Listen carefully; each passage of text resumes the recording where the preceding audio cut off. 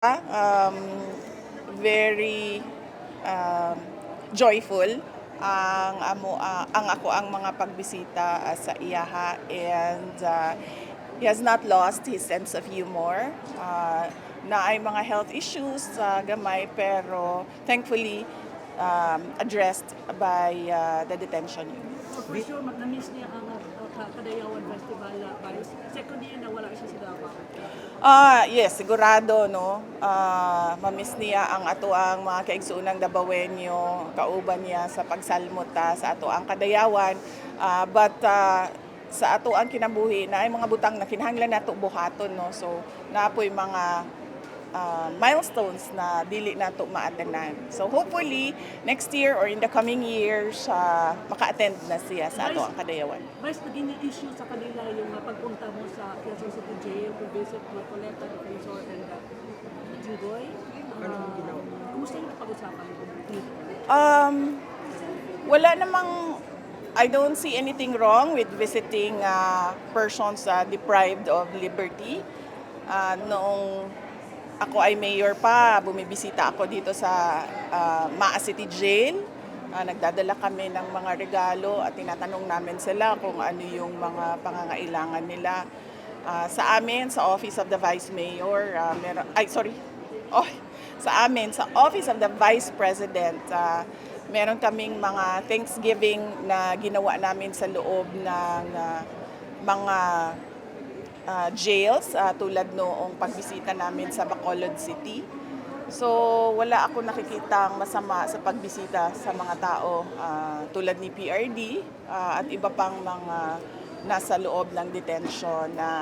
Wala akong nakikita na masama sa pagbisita kay Arnie Teves, kay Pastor Kibuloy, as I said, President Duterte, Senator Rodante Marcoleta, Senator Jinggoy Estrada, and Mike Defensor, kasi kilala ko naman sila, and I think kaibigan ko sila. Hindi ko lang alam kung kaibigan nila ako, pero sa tingin ko naman kaibigan ko sila, and dapat tayo magpakita ng empathy sa mga tao and sympathy sa mga tao na deprived of liberty. Kasi I can only imagine, no, hindi yung physical na prison, but yung hindi ka na malaya na maggawa kung ano yung mga normal at ordinaryong ginagawa mo sa buhay. So, let's give sympathy and empathy sa mga PDLs. Ano yung napag-usapan niyo, VP? Pinayuhan niyo kasi lang. Wala, uy, ginoo ko, ako pa'y mupayo kay Senator. Ang sinabi ko lang sa kanila doon ay kung ano yung para sa bayan, yun ang gawin ninyo. Yun ang message ko sa kanila sa loob. Sabi ko, magpakatatag at kung ano yung para sa bayan, yun ang gawin ninyo. VP, may statement sa Secretary Gibo na mag-resign na lang daw yung mga nagtatanggol sa China with regards to West Philippine Sea. Ano yung reaction mo? Yung mga government officials na nagtatanggol daw sa China on West Philippine Sea, mag-resign na lang daw, sabi ni Gibo Chodoro. Siguro para klaro sa lahat ng mga kababayan natin, dapat pangalanan kung sino yung mga officials na tinutukoy niya na nagde-defend sa China over the West Philippine Sea issue. Kasi hindi pwedeng magbitaw ka ng gano'n na salita, hindi mo naman pangalanan yung mga opisyal, at syempre suspect kahit ang presidente natin kasali sa suspect doon kasi walang pangalan, walang listahan ng pangalan. VP, sinabi din ni Jose Castro na baseless, Ito na naman. useless, at nonsense daw yung sinabi mo na ang Marcos daw nag-aid doon sa ICC. Ulitin ko si Claire Castro is a spokesperson of the President and the Office of the President, or hindi ko alam kung kaninong spokesperson siya. Pero by the fact na spokesperson ka at merong C ng Office of the President dyan, dapat maging professional ka sa mga sinasabi mo. She doesn't have the liberty na tulad sa atin no, na pwedeng magsalita ng kahit anong iniisip natin at kahit anong opinion natin. Kasi nagsasalita tayo para sa sarili natin. Pero kapag may scene, sa likod mo, sa harap mo, kung ano yung professionalism na hinihingi galing doon sa opisina na yon, yun dapat ang ipakita at ibigay mo sa taong bayan. Kaya, again, ano sinabi ko dati? O tapos, bakit ikaw na lang tanong ng Wala, may wala tanong na dito? Your reaction wise, iniisa-isa na kayo ng administration, especially yung mga senators na identified po sa inyo, sa partido po ninyo.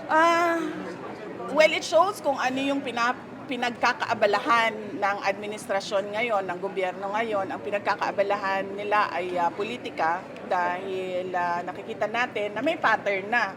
Hindi lang si dating Pangulong Rodrigo Duterte, hindi lang ako, kundi lahat ng hindi sumunod sa palasyo kay President Marcos ay hinahabol, tinitira, kinakasuhan, hinaharas, tinitrete.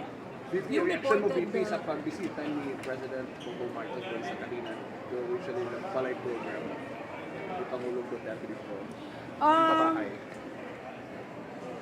People's Bill. People's Bill. Yes, I know kasi project namin yan nung mayor ako, diba? So ayoko mag-comment sa kanyang pagbisita. Siguro ang mas maganda ay ipa-comment natin yung mga tao na binisita niya dahil wala naman ako doon nung bumisita siya. So mas maganda, tanungin natin yung mga tao na nandun kung ano yung komento nila, ano yung opinion nila sa pagbisita na ni BBM doon. VP, Mas number one ka pa rin sinasabi sa na mga survey. pampagulo. Number one ka pa rin sa mga survey, presidential survey. Nakailang tanong ka na. Number one ka sa survey. Pampagulo lang daw yung reported arrest kay Senator Bato de la Rosa sa impeachment. I don't think kailangan guluhin ang impeachment. Napaka-klaro naman yung bending the law dyan sa impeachment na yan, simula pa sa House of Representatives hanggang sa pagkakaroon ng dalawang tao na nakaupo doon sa, ano man tawag dyan, stage or rostrum or elevated platform. Hindi na kailangan guluhin ang impeachment dahil magulo na siya sa bending the law. Are you happy with the performance of the defense, guys? Of course, yes. Oo. Nagpapasalamat lang talaga ako dahil merong mga abogado na tinanggap ang aking kaso at they are diligent and passionate enough to defend me. Katunan lang, number one ka sa survey ka rin. Sana Naamoy pangutana lain. Ay, BP, Vice, Oo, katong pangutana gingon ni siya. Marcos nga tutukan daw ang baha diri sa Davao City. Dapat tutukan ng gobyerno ang baha sa lahat ng lugar ng Pilipinas. Hindi lang sa Davao City kasi meron ding baha sa Ilocos, meron ding baha sa Pampanga, sa Bulacan. Lahat ng mga low-lying area sa panahon ng malakas na pag-ulan at bagyo ay kailangan tutukan dahil delikado na merong mamatay dahil sa mga pagbaha. So, hindi lang Davao City, dapat buong bansa. Dahil ang Pangulo naman ay Pangulo ng buong bansa. Reaction mo, VP, sa mulagan doon si General Torre as mayor sa Davao City. Everyone, of course, no, in a democratic country, lahat ay allowed at welcome na mag-file ng kanilang certificate of candidacy at tumakbo sa election. Last na po, last question. Vice, any comment about sa campaign ni President Donald Trump to topple doon ICC and possibly na marilis po si FPR? Hindi ko lang alam kung it will come to the release. Okay, bigyan ko muna ng context ha. Yung kampanya ng Estados Unidos against the International Criminal Court, hindi ko lang alam kung abot siya sa pagpapalaya kay dating Pangulong Rodrigo Duterte. Pero definitely, pwedeng gamitin ng Estados Unidos na example yung kaso ni dating Pangulong Rodrigo Duterte sa pagiging isang biased political organization ng ICC at not really a court of justice. Okay po. Thank you po. Survey. Number one ka sa presidential Okay. survey. Election. Unsay may balita ana? Unsay Number may one, value sa consistent ka nga balita number one. ana? O, diba? Sana all Number one always. Survey lang Consistent ka na sa kay- VP. Survey. Ingon Lagi, sila nga, sa survey untaman- lang gano'n ha si Gani, Robredo. survey ra gani na pati ako. Kung sa imong reaction. Hindi ako makakomment sa mga surveys dahil hindi ko naman alam kung paano siya ginawa, saan siya ginawa, at sino ang nagpagawa sa kanya. Pero sa akin, sa lahat ng survey simula noong 2022, ay lagi ang aking pagpapasalamat sa taong bayan dahil patuloy yung kanilang pagtitiwala at suporta sa akin, sa aking mga kasamahan at sa tanggapan ng pangalawang Pangulo. Kahit na medyo hirap yung aming organisasyon dahil sa politika, sa paninira at sa pagpapahirap sa amin para gawin namin yung trabaho namin. Kaya it's always a message of gratitude every time survey comes out, whether or not number one ako o hindi. Thank you. Okay po. Thank you po.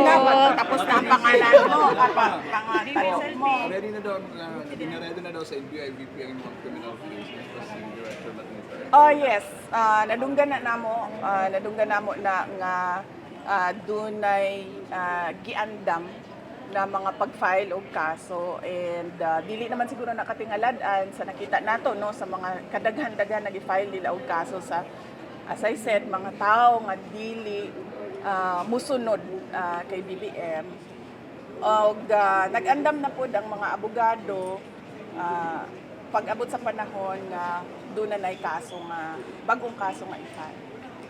Thank you po. Make sure, ako like kuha kay para di mo magkagugot. Okay na na, huwag ka na na.